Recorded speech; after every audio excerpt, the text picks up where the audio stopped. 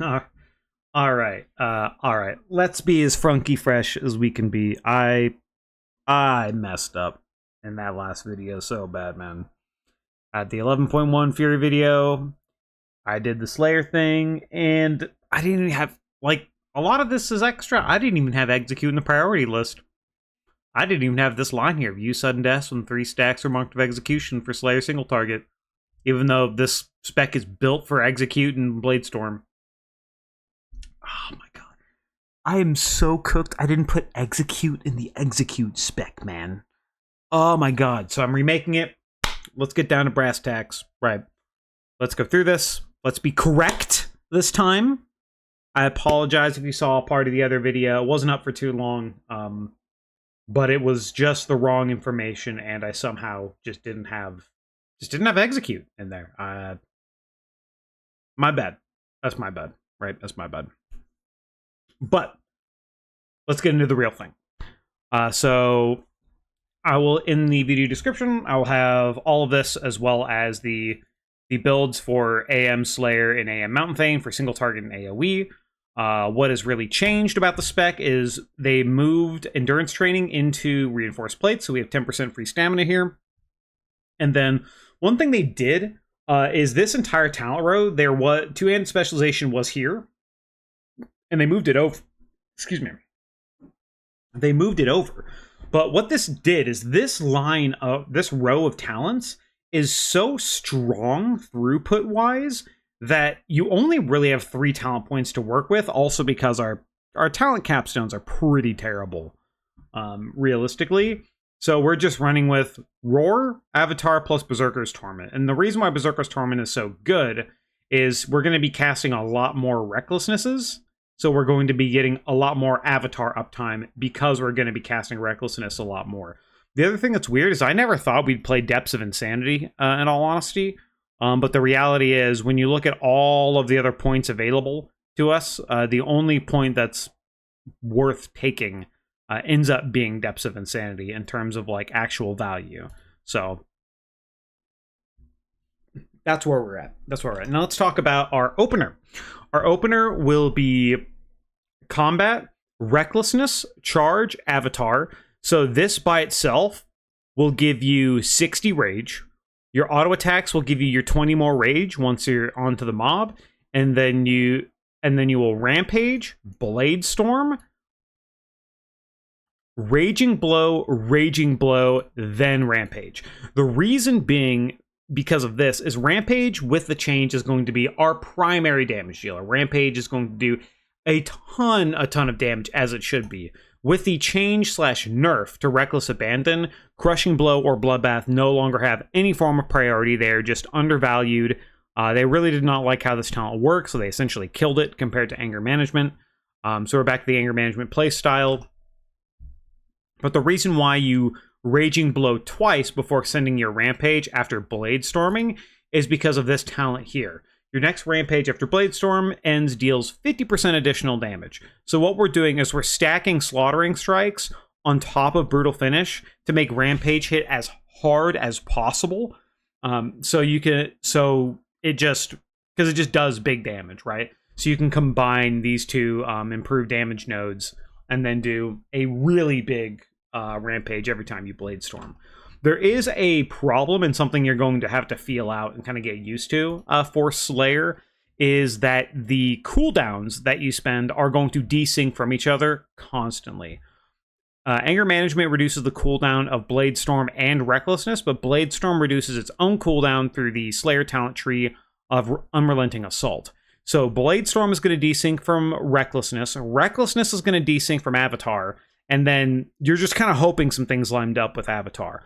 Realistically, what you're hoping for is that your Bladestorm or your Recklessness, your Avatar, one of these things, you're just trying to line up at least a couple of them. You're mainly trying to line up your Bladestorm with at least your Avatar or at least your Recklessness, because when you pop Rec, you actually do get 6 seconds or 8 seconds of Avatar, which is plenty for the duration of Bladestorm. So realistically, how the spec is going to work is you are simply going to be constantly casting Recklessness, and then when they're kind of close, trying to align Bladestorm and Recklessness, but realistically, you're just casting all of your cooldowns on cooldown If they're close, like it says in here, you can hold it for a little bit, but realistically, you're just kind of sending, man. You're just all in on single target, send when everything's up, and you're just constantly cycling your cooldowns because they give you more Bladestorms. The more Recklesness you have, the more rage you're generating. The more rage you're generating, the more Recklesness you're getting, or the more rage you're spending, the more Recklessness you get.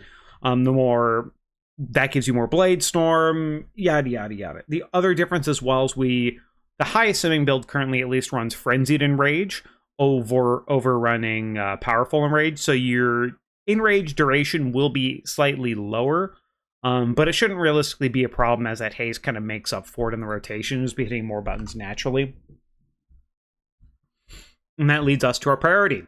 Stay enraged. Do not overcap on rage, because rage is such a more important resource than it was before. Previously, we would send a crushing blow or a bloodbath depending on the situation because of how much damage they did. Now, making sure we're getting our cooldowns back as fast as possible means we do not want to waste any rage at all. And then use sudden death when at 3 stacks of mark for execution, or when Ashen Juggernaut's about to run out. That's really the only times you're really using it. They did give Execute for Fury a 50% buff, so Execute actually does more base damage than Bloodthirst by itself. Because even if you look at the coefficient for it, Execute's around 500% AP, and Bloodthirst is 321 AP. We can times that by 0.35, and then plus 321 AP, which gives us 433 AP. So even with Vicious Contempt, this Bloodthirst is actually doing less damage than Execute. However, we do have to remember that it is still worth casting Bloodthirst in Execute because it is getting buffed by Vicious Contempt and Blood Craze by sending your Raging Blows. So it is worth casting it, but realistically, you will be sending it when you're in Rage, when you have a pretty decently high crit chance. And that'll just happen naturally. You don't have to like push it or think about it. You'll just naturally be sending Bloodthirst when it has higher crit chance, because your Raging Blows are on cooldown, your Execute is on cooldown. You'll just be sending it in your normal rotation. So let's go to our single target priority. Execute when 3 stacks of mark for execution or Ashen Juggernaut is about to fall off. This is very important to not waste cooldown reduction for your Bladestorm. Next will be Rampage. Rampage will be our primary button. It does the most damage out of everything we have. Next is Raging Blow. The reason why Raging Blow is so important is because not only does it buff Rampage through Slaughtering Strikes, we have a ton of talents that are buffing Raging Blow by itself, on top of the fact that it's also buffing Bloodthirst as well through this Blood Craze talent. Which then in turn, Blood Craze, as Bloodthirst crits, we get Cold Still Hot Blood. So realistically, Raging Blow is an insanely important button in our overall rotation because it just fuels the fire for every other button we press. It is a very, very, very strong button. That's why its priority is so high. Next is if you have an extra sudden death proc, you can just send it, right?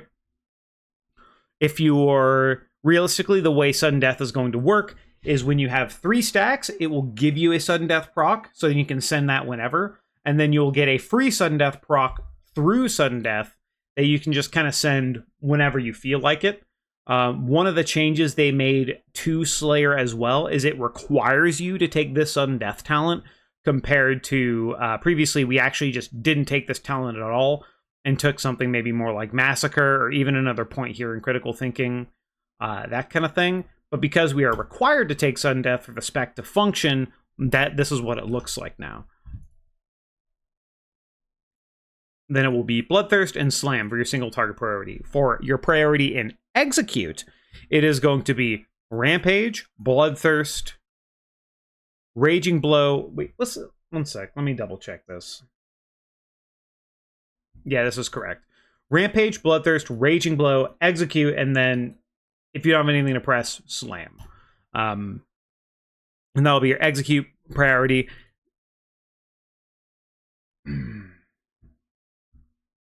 Just because Vicious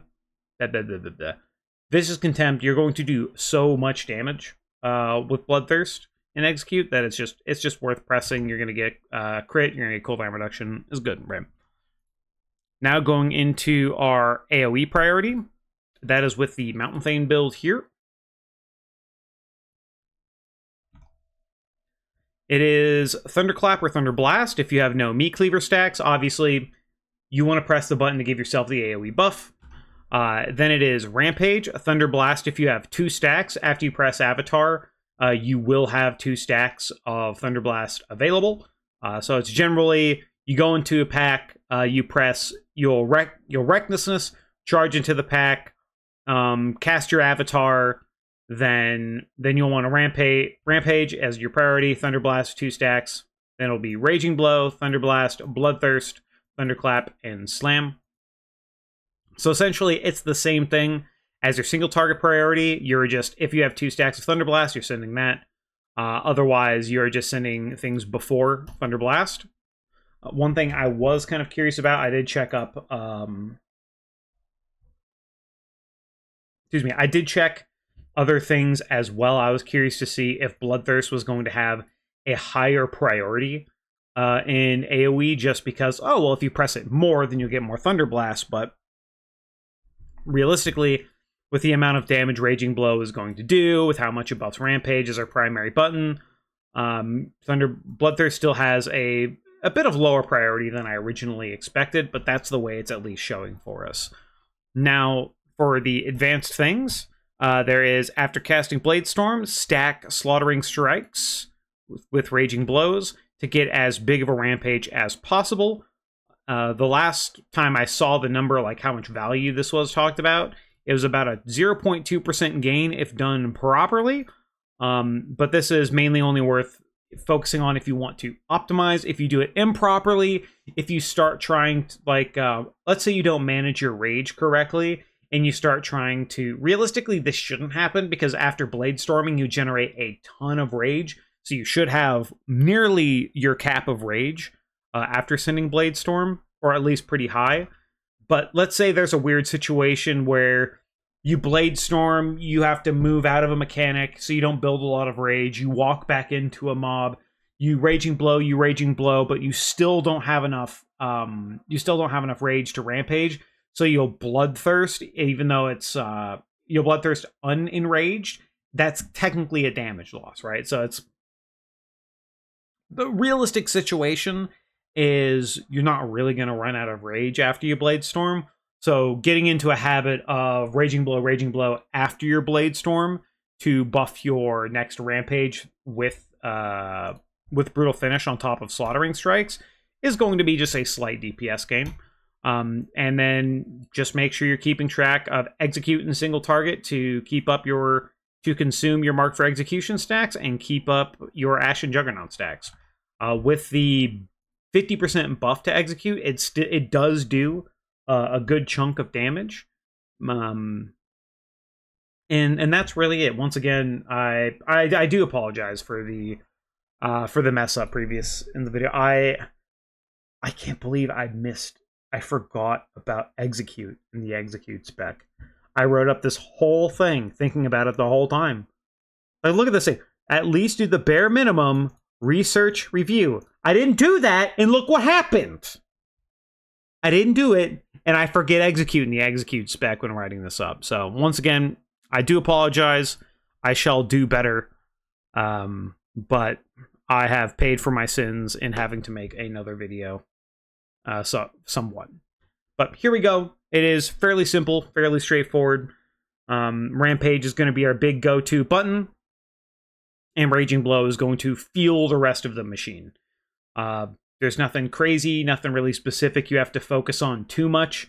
Previously, we're like, oh, I can overcap Rage if I'm hitting Crushing Blow, or if we're in Execute, I can overcap Rage if I'm hitting Bloodbath after a Rampage. Like, we don't have to worry about that anymore. It's fairly simple. If you can Rampage, 99% of the time, it's the right thing to do. Outside of the Brutal Finish mishmashing, right? So this is where we're at. And once again, I am so sorry for being a big dingus and forgetting to put Execute within this Execute-centered spec. I'm sorry, man. Oh my. I thought I could just quickly throw it together and it would all be fine. But no. I probably should have taken another day just to make sure everything's correct. Okay, alright, video's going up. Sorry again. Bye-bye!